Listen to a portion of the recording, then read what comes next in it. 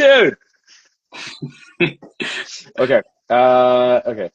Back to serious mode a little bit. Mate, thank you for doing this. Yeah, my Um, pleasure. so the first topic is always about what's happening where you are. hmm Yeah, so And yeah, if I'll just should I just kick into it or please, yeah, please. cool. So yeah, I think your intro was really interesting. So yeah, the I've been in lead generation and the functional technical side of marketing for most of my career, with a few stints in branding like thrown in for good measure. What I've learned in that time as a lead generation guy is that, and you know all about this, and I'm going to be preaching to the choir here, but without a brand, your lead, it's just so hard to find those right customers, right? And with not having a brand just makes lead generation so much harder. When I was, the companies I worked for and stuff where I was doing this lead generation, I'd ask them, I was like, so what makes you different? They'd give me some long-winded, drawn-out answer like, oh, we have the most synergistic, process-driven automation tool that helps you do X, Y, Z. And I'm like, what the hell does that mean, right? What does it mean? Or they'll say, oh, our USP is we have the best people. And I go, everybody says that. Everybody has the best people, right? So, but I'm like, what really makes you different? No idea, right? They couldn't answer that. And to me, that that's the crux of business, I think, is yes, either you are completely new, innovative, you're brand new, you have a really innovative brand, or you do something better than somebody else, and or you have a story.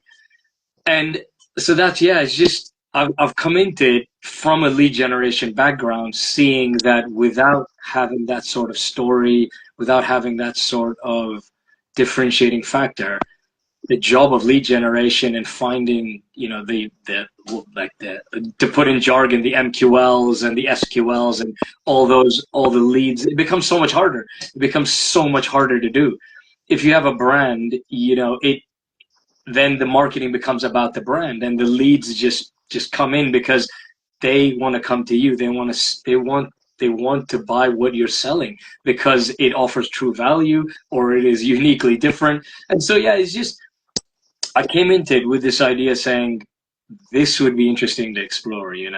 And I've got a couple of examples I wanted to share with you. So one is character-driven marketing. So there is a shawarma company in Canada, and they've created this character called Well, Shawarma. the one with the orangey brand, that guy with Yeah, the yeah, yeah, accent, that dude.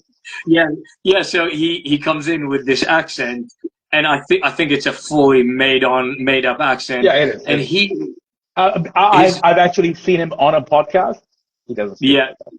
Yeah, yeah, but that's the whole point, right? Like they've built this character, and if you've ever lived in the Middle East or you ever know about shawarmas or anything, you instantly recognize that guy. You're like, oh yeah, and his whole thing is for the culture, right? That's he's protecting the culture, and he puts on this heavy Arabic accent, and he comes out with a sandal in his hand, and his whole thing is to like, he's over the top, massively over the top, and he's just so engaging. And it's less about the shawarmas now. Like, no, who cares? Their shawarmas aren't even that good. They're probably average shawarmas, but they've built this whole brand out of this guy's character. And if I was ever in Canada, I want to go there just Yeah. on the off chance I might meet this guy, get slapped in the head with a flip flop, right? It's just All right. So as let's take a bit of a step back. Okay. yeah. I see where we're going with this, and I think we're gonna get into this stuff a little bit more. Certainly, because it seems like there's a topic here that's close to your heart.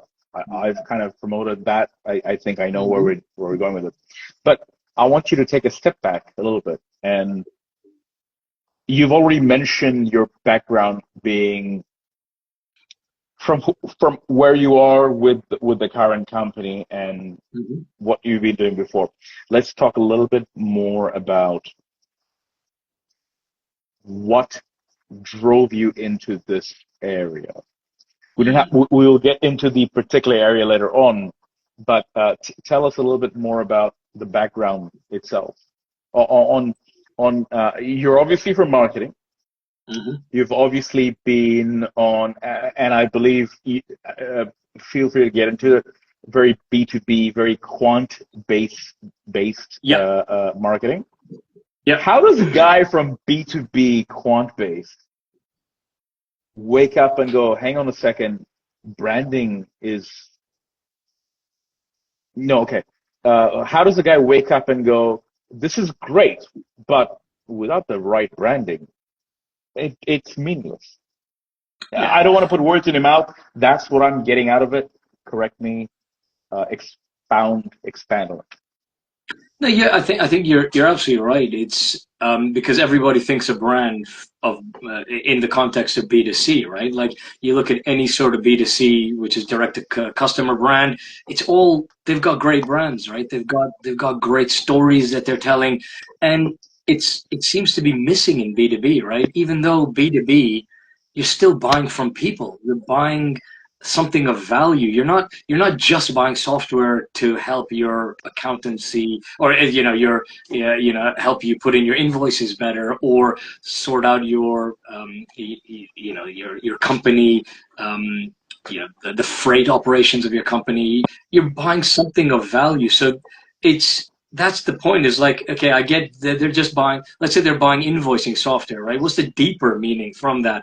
That kind of, working in B2B for 18 years, I kind of said, okay, that's something that's missing here in B2B. It seems to be that people aren't talking about a brand. There are a few companies doing it. There's some really big CRM companies. I won't mention the name, but there's one, the biggest CRM company. They've gone really into animated characters, and that's their whole thing. And you look at that animated character or that group of characters, and you instantly know that that's the brand, and you instantly recognize that brand. It's so missing in B2B. It just seems to be a massive gap in B2B, that there isn't this element of branding, and people just, I don't know why they just don't see it, or maybe they do, they don't have enough time to commit to it or something. So I noticed this gap in B2B, and I wanted to explore that and say, even for my own business, even though I like my business at the moment is B2B. So I'm selling to companies, I'm selling services and value to companies. So it's all about that brand, creating that's something that is worth talking about, that will get you remembered. That to me is the crux of it. That's basically the background of why I kind of stumbled into this and said, "Ooh, this might be something interesting to explore."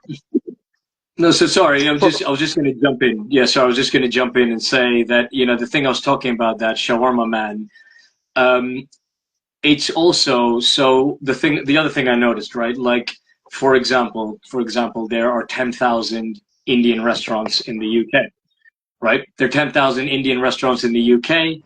Some of them even have the same name as another Indian restaurant in a different city. So it could be, I don't know, let's say the Viceroy in one city as opposed to the Viceroy Indian restaurant in another city. And you go, okay, that's great, but it's all the same, right? They all have the same products, they all have the same dishes, they all have the same sort of thing. The quality might be slightly better at one, worse at another. And I go, okay, but why would somebody buy from your place, or why not the Indian restaurant that's like 2 streets down the road? Like, what's the difference? And so there's another example of this Indian restaurant called I think it's called Urban Tandoor or something. What they've done is they've taken their waiters, and none of their waiters can sing. Literally, so what they've done is they've got these waiters to sing parody songs of really big Badly, hit songs. badly, I know, really badly, right? unapologetically badly. That's it. It's unapologetically poor parody. They're parodying it, and it's parody marketing. And you look at it and you don't make fun of it. You go, that's hilarious. I really like what they're doing. You're laughing alongside what they're doing. You're not laughing at them. You're laughing with them to say, this is brilliant. Like, they're unapologetic. They don't care, right? They're like, this is it. And now they like, urban tandoor, it's probably the same as any other Indian restaurant, but they've built a brand, right? They've built a brand for themselves where I go, oh shit, if I'm ever where whatever city they're in, I might go check them out because I might bump into one of the singing waiters. It's just So here's the cool thing. This is why this is important, and we will delve into the whole South Asian community thing later on in the community yeah, section. But what I'm loving when I hear this, because there's two things happening. I'm a branding guy. My background is advertising, branding. yeah, Your background is actually very different than mine in many respects, right? yeah, You're coming from the grown-up marketing way of looking at things, and that's where you've cut your teeth in that game for 18 years. yeah, But it's funny that there's a certain equalization that has happened with the advent of social media, right? Social media is, because in many ways what's happened is social media has made it a free for all for anyone who can get the communications out there yeah, without it being a cost prohibitive effort that you yeah, have to go to a marketing company to say, I want this, I want that, I want that, and you got to pay through your, depending on what tier you're on, you got to do it a certain way. mm-hmm. But something has happened. Social media can be a blame for a lot of things that is prohibitive to I'm not going to go there. There are problems Yeah, with the format of it. But yeah, what it's also doing is it is keeping people honest. mm-hmm. And in this particular case, the two examples that you've mentioned, Yeah, you're a guy who understands the basis of marketing, even though not on the branding side, but you can see that there is merit to this. yeah, There is merit to what's happening there. And I want to apply, Az wants to apply what he's learned in how do I get them from, let's say, step A to B, but then you've also identified, hang on, there's a pre-step. yeah, There's a pre-step here. mm-hmm. And I think that's a beautiful thing. I Yeah, think it's a because beautiful thing that people are seeing that even though they're not from the branding side.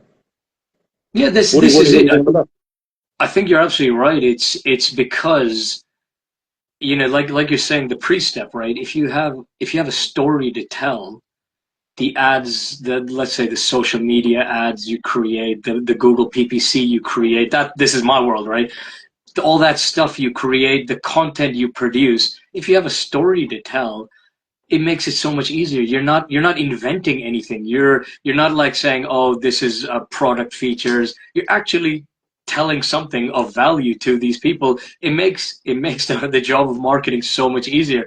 And also, in a way, it's authentic, right? It's authentic to the company, the people. This is the thing I always said. Like every company has a story, right? They must have a story. How it was founded, how the founder started. Let's say if we keep the example of an Indian restaurant, there must have been somebody who came from somewhere, decided to open up a restaurant. What struggles did they go through, right? Like how did they get money to open this up? Or a corner shop, right? A little shop that sells soft drinks and colas and crisps. How did you set that up? Like, what's the story? I think there's merit to that authenticity, and you can then take that and suddenly, SEO becomes easier, PPC becomes easier, lead generation in general becomes easier once you have that authentic story. And it's just about finding that. And yeah, you're absolutely right. It's like, you got A and B is the end goal, but now there's like a minus A or something before A, a pre-A, where you need to identify. So So let's go back to this world of the last 18 years, okay? yeah.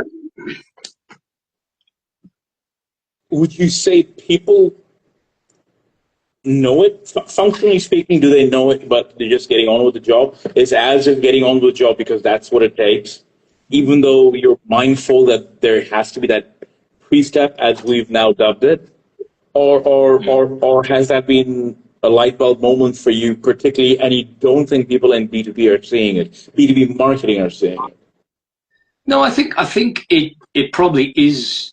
people probably know about it. They just, I think maybe they don't have the time or the resources or the inclination to invest in it, because it's not immediate, right? Like, as you know, branding takes time, right? It takes time to build that brand. It takes time to craft that story, to find that authenticity. It takes time. And most people, like most of these companies, they want immediate results, right? They want something right now.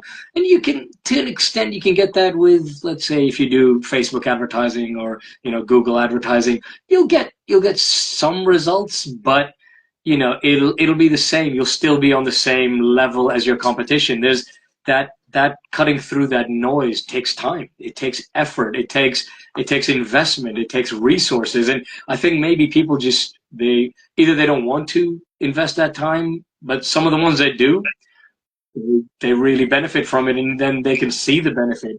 And I think it's just, a lot of it could be, internal politics with these big companies. It could be getting that, getting your ideas through the clutter, and then you've got a boss, your boss has a boss, your boss's boss has a boss, getting that message through all those layers, up those layers.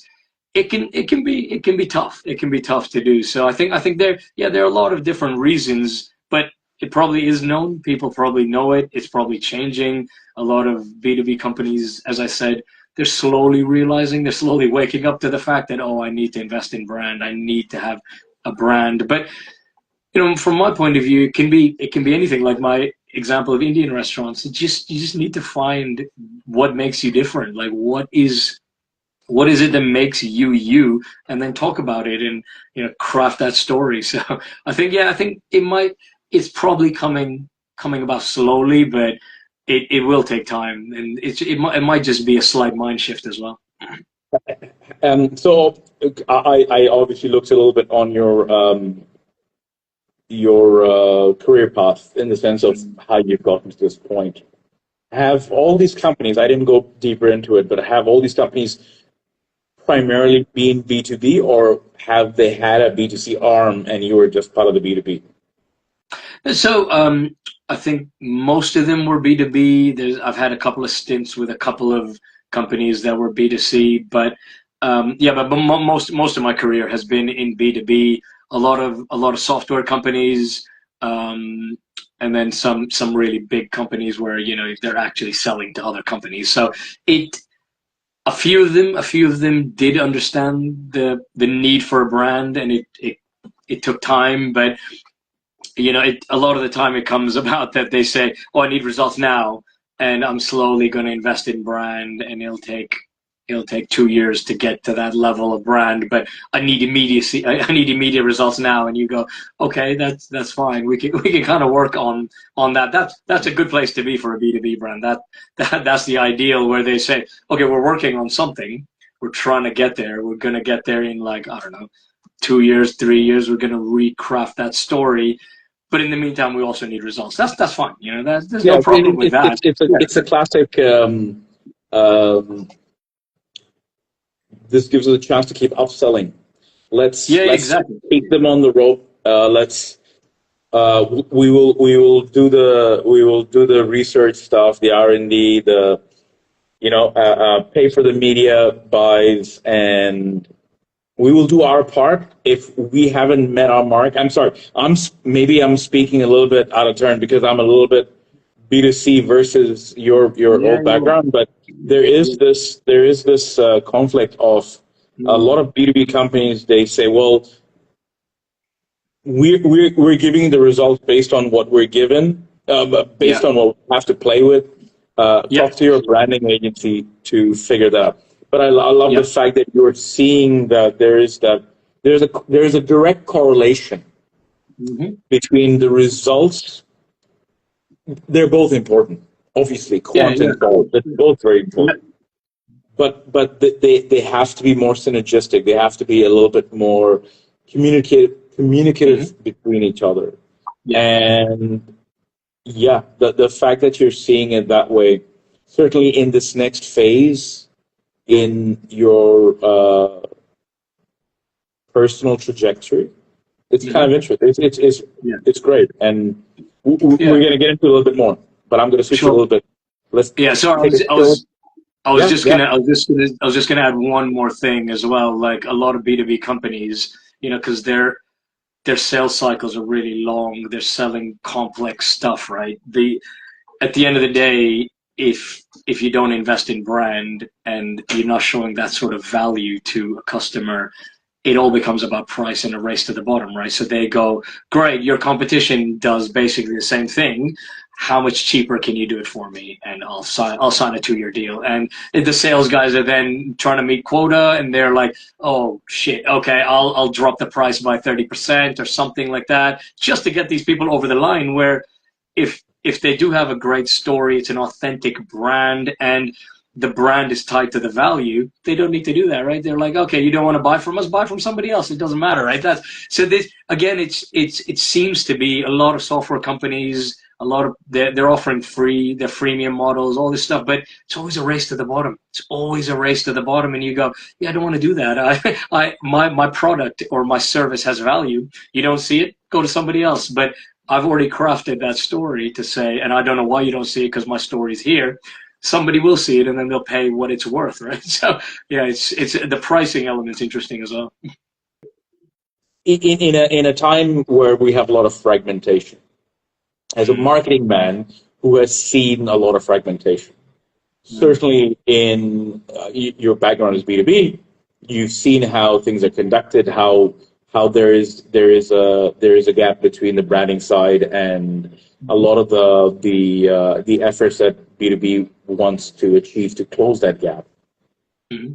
How does someone wake up after 18 years in marketing? I kind of know where we're going with this, but I want you to build on it.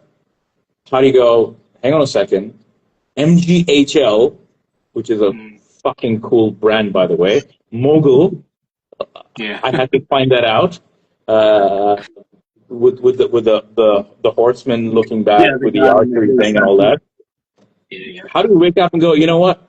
Fuck it all. I'm gonna be specializing in the South Asian community. Besides the fact, the obvious, that there is enough people here that need to be represented. Bill, talk to me about it. What's it about? So yeah, I think a lot of the time so when I was thinking about this, I wanted to do something with purpose, with a goal, with something that had a higher meaning than just making money for other people or for myself. It's like, and I wanted to give back in some way. And I thought, like, we as a community, as you said, we're one of the biggest diasporas outside, in outside the country. And America has a huge diaspora as well. But it's just saying, like, we set up companies here. We have businesses that cater to everybody. And a lot of the time, again, they may not have the right sort of marketing behind them. They may not have the right sort of differentiation. And I was thinking, can I use my experience, my skills, my expertise over 18 years to help these companies grow and prosper and find new customers? And a lot of the time, I think we, as a group, we get lumped into the same thing. Like, if we do something, we always do that thing, right? If we drive, if you see a brown guy driving an Uber, we all drive Ubers, right? That's is the mindset. But and then you go, and if you set up an Indian restaurant, anybody that looks like me, all the businesses anybody would do would be Indian restaurants. And you go, yeah, but we do so much more. We've got like fashion brands, we've got tech startups.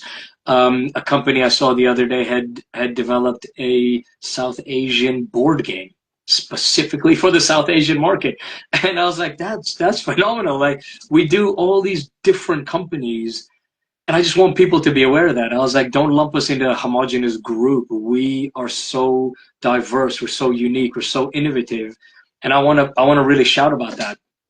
That's kind of the background. And I think the other thing was that in my entire B2B career, most of the time in meetings, in like conversations, in offices, in teams, I was the only one that looked like me.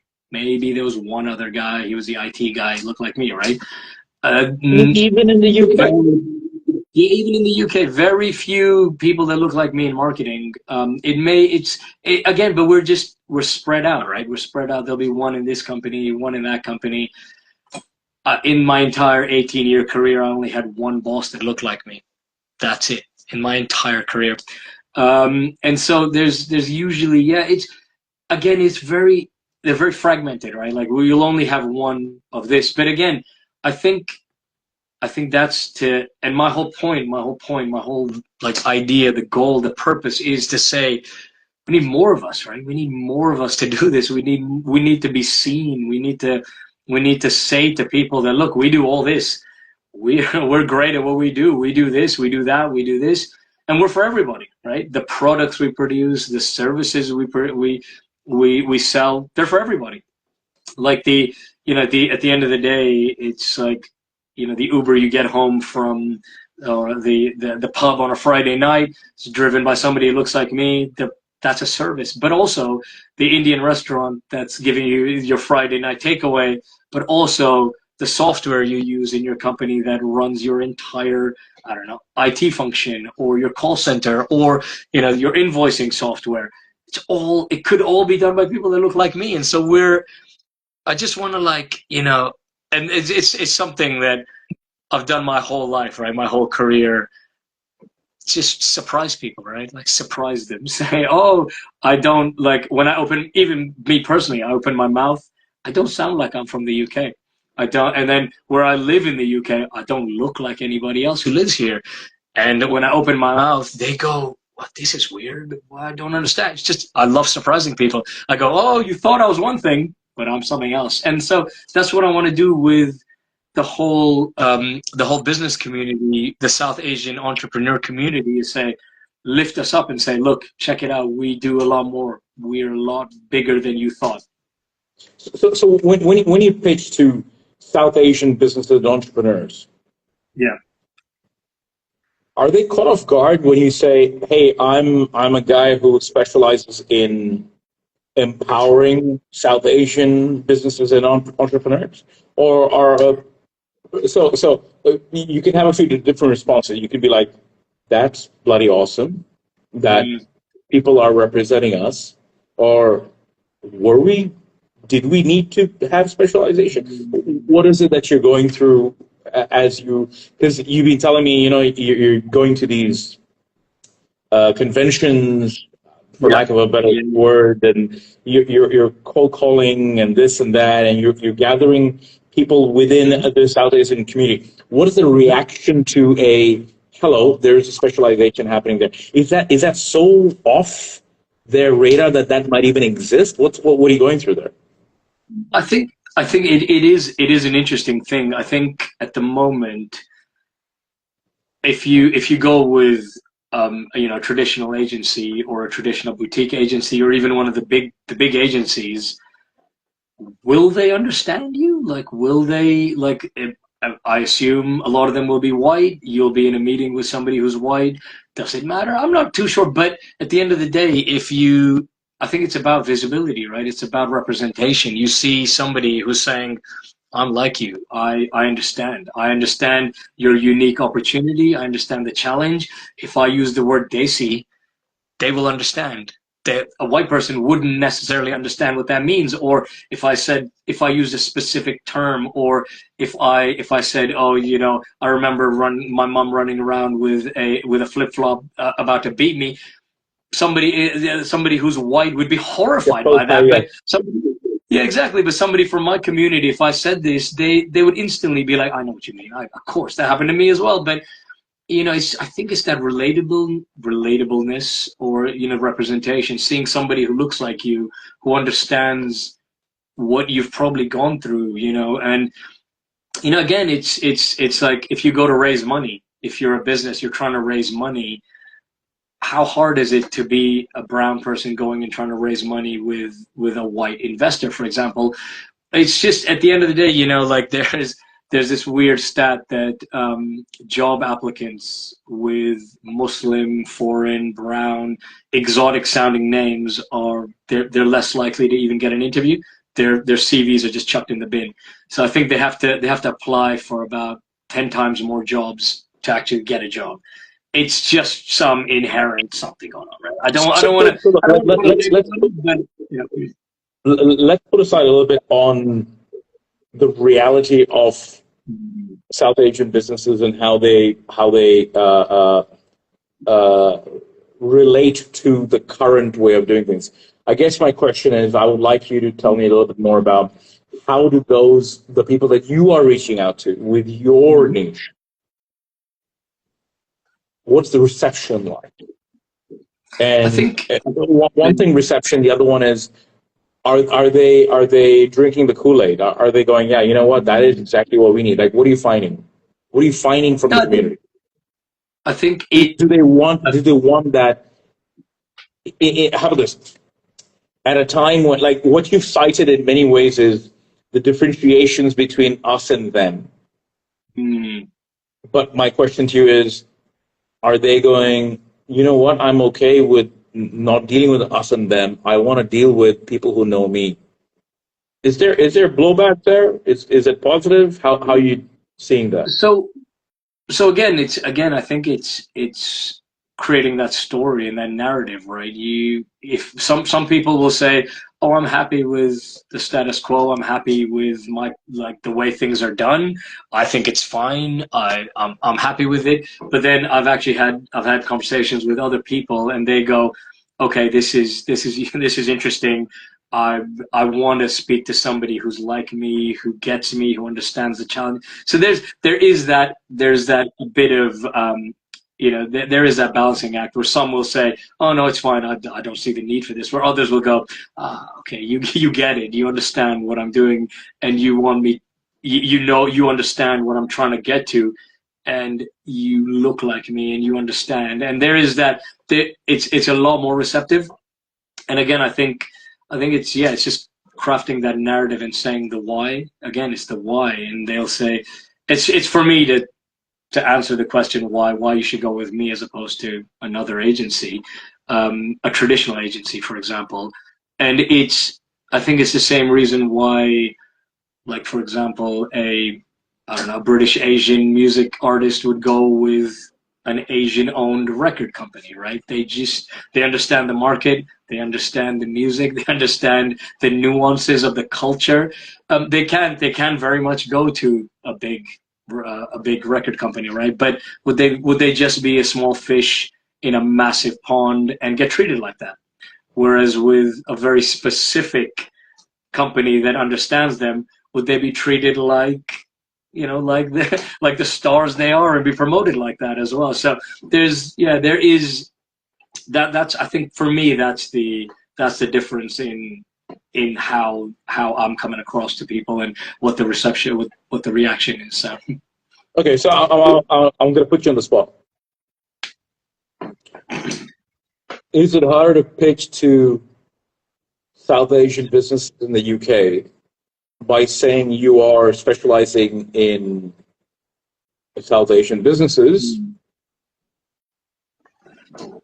or is it more challenging for them to even imagine that we need to be looking at it that way? Specifically, that binary question. I think a lot of the time, they may go, oh, I'm fine, I don't need anything like that, or they go, we're fine as we are. And I think my gut reaction to that is, how do you know? Like, how do you know you're fine? Like, how do you know? Do you have no plans to grow? Do you are you fine with the competition, eating your lunch and all this stuff? And I think there is that kind of thing to kind of maybe say to them that you need this, right? Like, there's a need for this, which it may be in their minds, it might be an unrealized need, or they say, oh, we're fine. We put out one post on social every week and we're fine. We don't need anything. And I say, okay, that's fine for your current, your current status quo. Do you not need to elevate yourself? How about that? Where do you want to get to? And it's trying to show them that if you want to stay here, that's fine. But what if you want to get to the next level? How do you get there? What are you doing to get there? And once I asked that question, they started going, ooh, that's interesting. I hadn't thought about that. It's just, again, and then I say, okay, so then I bring them back to, okay, what's your story? What makes you unique? And they go, oh, I don't know. I don't, and they give me all those, they're very generic answers, and they go, I don't know. I don't know what my story is. I don't know. And I'm like, okay, let's find that out. Let's figure it out. Let's find out what your story is. Let's find out what makes you different. And then we can elevate you and get you to that next level of growth. And so, I think that's basically that's what drives me, and what I think I'm trying to get across to people, that yes, you can go with whoever you want. It's not a problem. But if you come with me, we'll figure these kind of things out. Like we'll figure out where you need to go to, how you need to get there. And I understand your unique opportunities and challenges to get you there, being somebody who looks like you and is from the same culture. So you said something the other day, which I think is very interesting, and I think I would like to get it, see if there's something in there. Yeah. The backstory was you went to a particular entrepreneur gathering.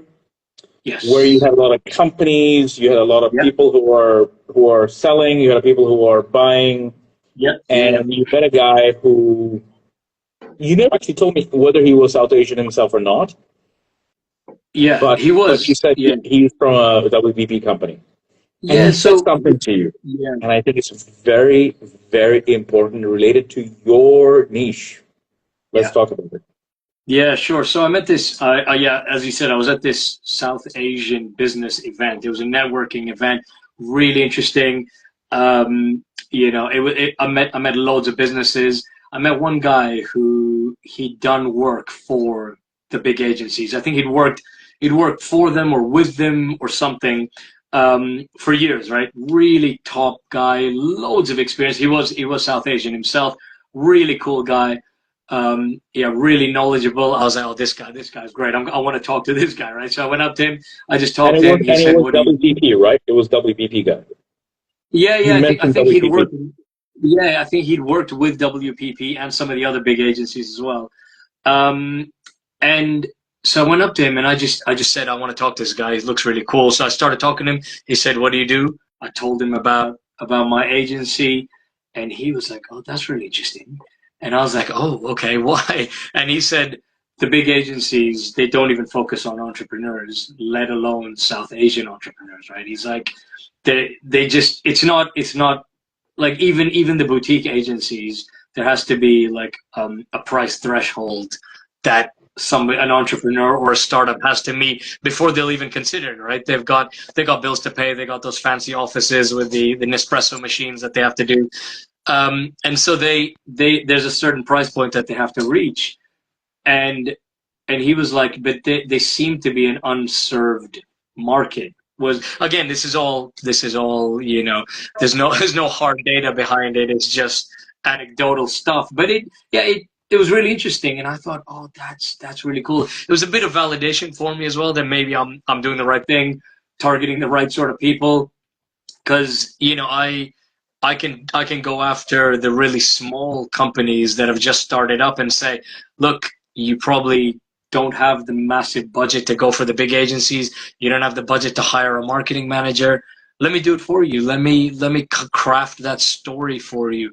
Let me do the traditional, the technical stuff as well that you need to get your startup from here to here. And so that was really interesting when he said that to me. It's kind of a little bit of validation, right? When you set up a new business, you go in there, you do all the market research, and you find out, okay, this is my target audience, this is my niche, this is who I'm going after. But to actually have that validation from somebody in the industry, that was great. That was like, okay, maybe I'm doing something right here. Yeah, look, I think Mr. X, whoever he was, whether he was working with WPP agencies, at WPP agencies, whatever it might be, correct me if I'm wrong. He was, when we initially talked about it, it sounded like he was saying, that's really cool that you're targeting South Asian communities, but have you no, I think correct me if I'm wrong. The way you framed it was, he said, that's really cool. Did you know that big agencies don't even go after it, right? That was the gist of it. They don't even consider them to be exactly. So Yeah, I he will was tell kind you of this. asking. Yeah. So I will tell you this. That is it's true, but not so much because South Asian versus not. It's a victim of its own success. A lot of Yeah. agencies, certainly big ones which have three letters like WPP behind it. Uh, Factoid. WP stands for something paper products. Okay. WPP, which is which is the second biggest holding company for advertising agencies right now, started off as one guy. Is now called Sir Martin Sorrell. Yeah. He started the company as a guy who bought paper for newspapers, like to print out stuff, and then he just built his empire. Sorry, yeah, there is a price point, and I think it's Yeah. problematic. It's problematic because what's happened in the advertising industry is, or rather, the holding company size advertising agencies. What's happened is they've gotten so big that whatever actions are happening in the UK, in Singapore, in Indonesia, wherever we are, it's affecting the guys in the big marble table in New York now, or in London, or wherever it is. WBB is in London, some of the other ones like Omnicom and all the rest of them, they're in New York. And what's happened is like there's a kickback on how rates work, right? I mean, we all understand how these things work. And yeah, I have for the longest time had to acclimatize myself to it. There's a lot of times where I have been able to, where I have gone to my boss, whoever it is, in big agency, they go, Ads has got this really cool thing. Maybe not Ads because Ads is a marketing company, but As the Indian restaurant Ads has got this really cool idea, and I think we should really get behind it. And yeah, there's two things. Number one, can they afford it? Or rather, can how about this? To be polite, can we afford to do marketing for them? Yeah. Yeah. Which is a polite way of saying they can afford it. Yeah. But I think the other one is the big underlying problem with big agencies, which is an advantage to you, and this is my advice to you as a friend. You have to understand that big agencies only talk to. You're not hearing that thing, that the little static on the side? No? Just in case. Let me do the same. Hold on.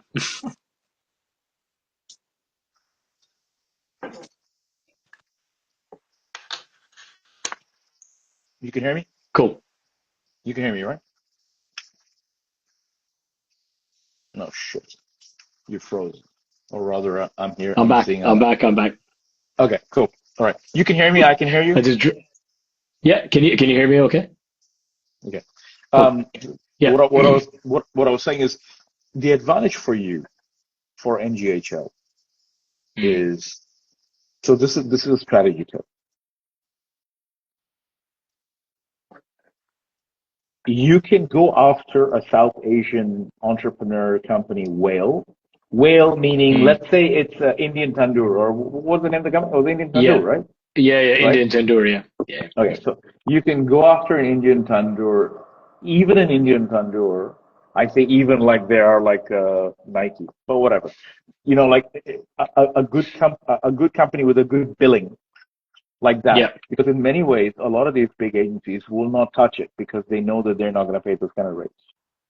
Yeah. And the Yeah. thing is, for a guy who's coming from 18 years of doing a different sort of marketing and now focusing on the branding side, just know that one of your trump cards, I hate using the word trump card now, but one of your trump I know. cards, one of your trump Yeah. cards is going to be the fact that they may have the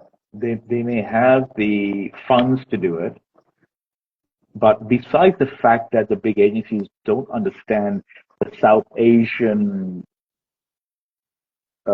specialty from Yeah. Yeah. a tone of voice, Mm. they won't meet a certain mark for big agencies, Hmm. and that's where you got to swoop in. That's where you have Yeah. to swoop Yeah. in. Yeah, that's kind of it was a real validation for what I'm doing. And it's like, when somebody of that caliber says, "Oh, maybe you're on the right path," and just hearing you say it as well with your experience, it's like, oh, maybe there is a market for this, maybe there is something to do. And it's again, I always look at it to say, like, the big traditional banks were there. They were like, they were there, and then all these digital banks just swooped in because they targeted the small company. They said, we don't have any physical locations, we don't have the big overheads, we can do this very quickly, very easily, all from your phone. And it was like, bam, and it's like, let's go. And those banks now have like 20 million users and things. So it's just, yeah, again, it's like where the big agencies probably don't want to even go there. I was like, I'll go there. I'll tread where they fear to tread. So let's go. Yeah. Perfect Yeah. example. Perfect Yeah. Yeah. example. Yeah. I think you've hit the nail on the head. That's Mm. exactly what's happening. I hadn't thought of that as an analogy, but that's exactly what it is. The Yeah. big agencies don't look at the digibanks. They're not Yeah. looking at them. Mm. And that's where the boutiques like yourself are coming in. If your branding is worth its salt, at the end of the day, hey, you've got to be good enough to deal Yeah. with what Yeah. they need, right? So Yeah. keeping that housekeeping stuff to your end, just know that you're perfect example. Mm. Uh, Go after I mean, they're not digibanks, but they are probably seen as a digibank equivalent. Yeah. Yeah. Yeah. And Yeah. that's the Yeah. way to Exactly. go about doing Yeah. it. Your advice isn't just about yourself or companies. It's holistic in terms of talking to people who can learn something from it, which I love. Yeah. Take it away, man. Take it away. Yeah. So I think my advice in all of this is like taking risks, right? I think in the South Asian community, we're very poor at taking risks. We do have quite a few outliers who do take risks. They set up businesses. They get really that's fantastic. But so many of us are, we're engineers, we're doctors, we're things that our parents want us to do, and the safe bet. It's always just do the thing that makes you a good living or is comfortable. And a lot of the times I say, yeah, that's fine. If that's what you want to do, that's great. If that's what makes you happy in life, do that. A lot of the times, though, we're stuck in a job we hate, an industry we hate, a relationship we hate, with like four kids that we only wanted one. We've got four of them because some auntie told us that we should have four kids. And, or, your mom says you have to become a doctor or an engineer. My own mom told me, "Oh, you should become an engineer." Little did she know that I hate maths. I am absolutely so shit at maths. I can't do maths. And so I'm like, I'd be the worst engineer in the world. Even if I did somehow muddle my way through engineering or something, I'd be such a bad engineer. I'd be making mistakes. I'd be really bad at it and I'd hate it. And I was like, do things that make you happy. And again, I read something. Somebody said that people in our community, they do things because of tradition, and it's like you're doing things because some long dead relative will get upset. And it's like, man, who cares? Like, who cares, right? Like, if your great great grandfather or great great great grand aunt is gonna get upset that you married this woman, who gives a shit, right? Or you followed a path to set up a I don't know, you want to make innovative footballs, for example. Like, go do it. Take the risk, right? So, and I think the point like to make of that out of that is that if you take the risk, then you'll see more people doing the thing that you took a risk at, or the next generation will take more risks because they say, "Oh, that guy did it, so I'm going to do it," or "She did it, I'm going to do it." And then when you see loads of people doing it, you go, "Oh, it's not scary anymore. There's money behind it. There's training behind it. There's mentorship behind it. I can do that, and I can probably have a go." because I think at the moment a lot of it is scary, right? Because nobody's done it. Nobody's done it. Nobody that looks like me's done it. So I'm not going to do it. I'll leave that to somebody else, and I'll do the safe bet. I'll take the safe bet. I'll live in the nice little house, the bungalow with the three kids. It's like, man, if you don't want to do that, don't do it. Do something else. And I think a lot of the times we think we can't do it because we don't belong. And then, and it always comes back to me that you got hired for the job or somebody put money behind your business because they believed in you. And so you do belong. You belong at that table. You belong where you are because somebody said, oh, you can, like, they gave you the opportunity to do it. So I think people should stop, like, from our community, especially, you should stop saying, oh, I don't belong.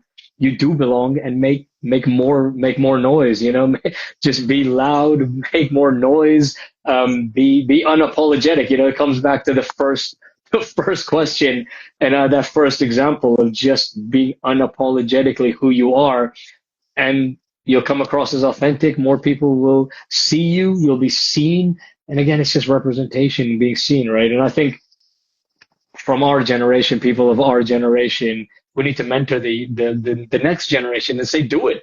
And for me, it starts with my son. It starts with my kid. All right, do whatever you want to do. I'm not going to tell him what to do in his life. Do whatever you want to do, whatever makes you happy. Go and do that, and I'll support him. And I think there is that fear in our community that, oh, if you do this, you might fail, and then what'll happen? Then, there's this whole thing of what will the neighbors think? And what will the neighbors say? Oh, you did something, and the neighbors will talk. Like, who cares? Who gives a shit about the neighbors? Who gives a shit about those people? Don't worry about them. Do whatever makes you happy. Okay. So how about this?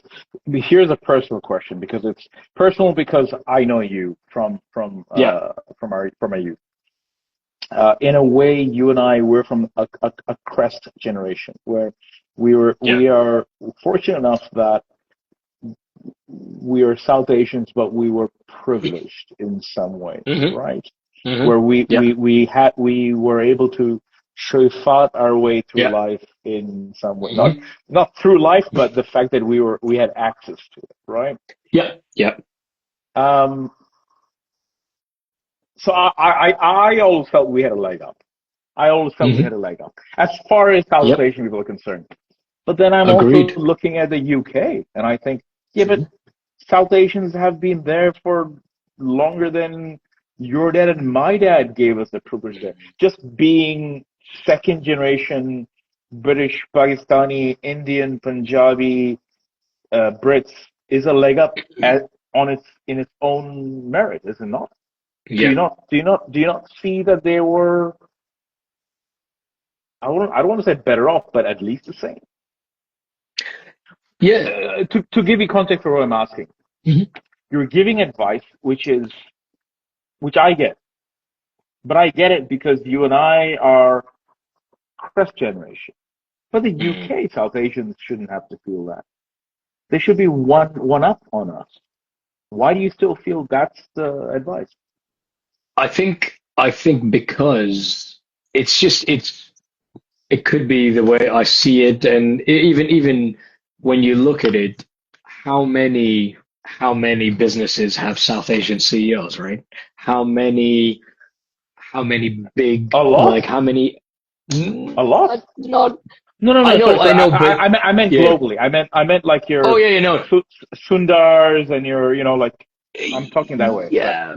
Yeah, but again, I think if you take it as a percentage and you say, okay, the Sundar Pichais and the other guys, like I think the guy who, some of the big businesses and stuff, it's a handful of people, right, out of the thousands and thousands and thousands of businesses that are running. But again, like, a lot of us are doctors in the UK. A lot of South Asian people are doctors. Every corner shop I go into, most of them are either South Asian or Turkish or, from that part of the world. A lot of Uber drivers I see are South Asian. And it's like, to me, it's like, why is that? Like, why aren't we setting up the Ubers, right? Why aren't we doing that kind of stuff? And still, because and or even if you take it a step back, how many sports stars do you see? How many basketball players are South Asian? How many footballers are South Asian, right? How many, like, do you see any brown South Asian person in the Premier League apart from? What I mean though is like, how many, like, I don't know, there's Muhammad Salah, right? Like he's an Sure, Arab, sure, but sure, sure. how many other Arabs are there in the Premier League? None, right? How All many, right, um, but why do you think? I get it. I absolutely get it. But what I'm yeah, saying yeah. to you is this, and I think I'm coming back to a little bit on home turf here, a little bit. Mm, mm. UK is outside Asia. You can't argue. It's got to be the Mecca is not the right word to use. The place for South Asians to have thrived. Yeah. Why do you think, despite that, there is this delta?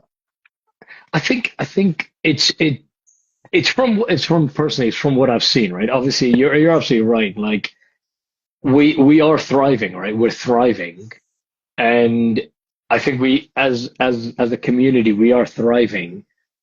But what I see is, again, there is that safety, right? That safety net. Like there's the people, they do the safe jobs. They just work for the company, right? They work for the company for the rest of their lives, or they go into the NHS and become doctors.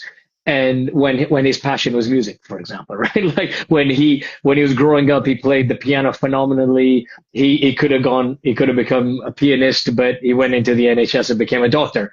That's what I mean. I don't have the stats around it. I don't know how Like many. I'm you're talking just, about yeah, inherent cultural biases is what you're yeah, saying. inherent. I'm talking about that inherent cultural aspect that could stop us from achieving our dreams, whatever they are, if they're non-traditional, right? If you don't want to be a doctor, or you don't want to be an engineer, or you don't want to I don't know, work in IT. I don't know, maybe you want to become an astronaut, right? Like there's just like, what's stopping us from doing that, or becoming a musician, or somebody saying I want to design hats, or like that example of that lady I gave, who she set up a South Asian board game. I bet somebody in her family was disappointed in her. Like they're like, oh, what are you doing? Like you should become a nurse, or you should go and become a doctor, or become an engineer. You're setting up a board game? Like, the uncles and aunties would go, oh, I don't know how much money is there in a board game. But I say, take the risk, like that's my point, is like, do the board game. If you want to do the board game, do the damn board game. But And that's the it's, thing. My personal curiosity, the reason for the yeah, questioning was, I think if not America, not even America, I think the UK mm, is the place where South Asians it is. Yeah, should yeah, should be a little bit more unshackled. yeah. And the fact that in the fact that it's still Mm, that rock on your shoulder to mm, that connected to filial piety and responsibility to a yeah. culture. It's I don't blame them for being honorable to a culture. I think there's nobility connected to that. Um, Mm, I just feel, yeah, it's interesting that what's the saying? The grass is always greener on the other side. But the reality is, when yeah, you start yeah. talking, we're all going No, through the it's same the things, same. and anyway. Yeah, yeah, yeah. It's the same. But it's that, I think your question's really interesting, because at the end of the day, right? Still, if I'm walking into a company, I don't know, but a few times people have mistook me for the IT guy, right? Where I'm there Really? to pitch. Yeah, yeah, yeah, yeah, yeah. So this is it. Like big companies, right? They think like I'm the IT guy because I look like this, and a lot of times I'll be on the phone, and they'll think a specific way. Not so much on the phone because of my accent, but um, yeah, when in person, it's really weird. Like once once somebody thought I was an Uber driver. Once somebody thought I was an IT guy. But again, I think it's the stereotype as well. So we have come a long way, but I still think there's things holding us back, or there's things that maybe people don't want to do because it may yeah, there's just bias in people, and then people say, oh, you shouldn't do that, or you shouldn't do this, or you shouldn't do that. I say, do it, do that, do this, do whatever. So again, to me, it's about surprising people and just bringing it to fun. But it's kind of, we are, I think in the UK, we are fortunate that people from India, Pakistan, South Asia have been here since, I don't know, the 60s, right? The 50s. So we're more prevalent, we're more visible than maybe other places, but there's still issues here. We still have issues. We still have a long way to go before we can fully realize. But I think, and that's why I'm so passionate about this, to say, like, dream bigger, do the thing you want to do, and see what happens. Take the risks in whatever way it is. So That's yeah. yeah. Look, I get it, man, and you caught me by surprise on in saying, Mm. because you're right, like 50s, 60s. You're right. East is East. Remember the movie? Oh, that was great. Yeah, that's a great film. Okay. So But sorry. So I was just gonna say one thing. yeah. Like in that time, the racism was overt, right? It was everywhere. You could see it. It was outward. Now I feel that racism has kind of gone below the surface. It's in things like, not having to apply for 10 times more jobs. It's if your name is a little bit weird, you don't get the interview. If you sound a certain way, they treat you differently. It's these kind of weird, and, like, with the whole you mentioned Trump card, you mentioned him before. It's the backlash against diversity and inclusion policies, right? That stuff is going on, and now, like, maybe we're too visible now. Maybe we're too visible, that there's some sort of backlash where people are like, "Ooh, there's too many of you. You're too visible. We need to curtail you in a bit." And maybe there's that issue as well, that we need to kind of fight against that and try to bring it back to say, that bring it back to where we were, and say, look, this is who we are, and we are visible, and we're valuable as well. So yeah, just wanted to throw that in there. No, no, it's true. Look, I think there's a thin line between this is not going to make it clip, but this is just between you talking to friends. Yeah, yeah, yeah. There is a thin line between trying to erase who you are to fit in versus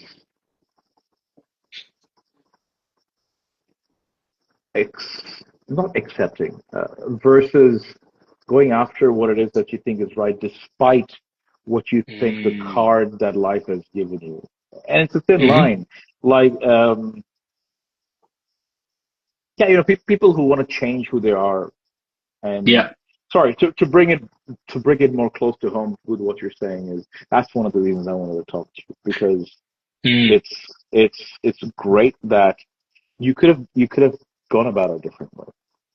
Yeah. And the fact that you're going about it in a way that says, you know what, I got something to offer, and Mm. what I have to offer, I could use the powers for, not that it shouldn't be about self gratification, self monetization. You Hmm. should be doing it to be an entrepreneur yourself, but the Hmm. fact that you're finding a great focal point in order Hmm. to go, I can have my cake and eat it too this way. I just have Yeah. to put Yeah. Yeah. some effort and Yeah. energy into it, which is great. Which is great. Yeah. But it's I think we were chatting about this earlier, where in the Middle East, I didn't fit in because I look like this and sound like that, so I didn't fit in the Middle East. I didn't fit in Pakistan because I sound like this and I lived in the Middle East. And I don't really fit in the UK because I look like this and sound like this. Yeah, So it's again, the three CK. You know what three yeah, yeah, CK is, right? yeah, yeah, the third culture It's a kid. Yeah, curse yeah, curse of the three yeah, CK, the yeah, army but it's brat analogy. yeah, yeah, yeah, the army brats. Yeah, but it's a curse. But again, at the same time, you could say, I just wanna, I'm gonna lean into it.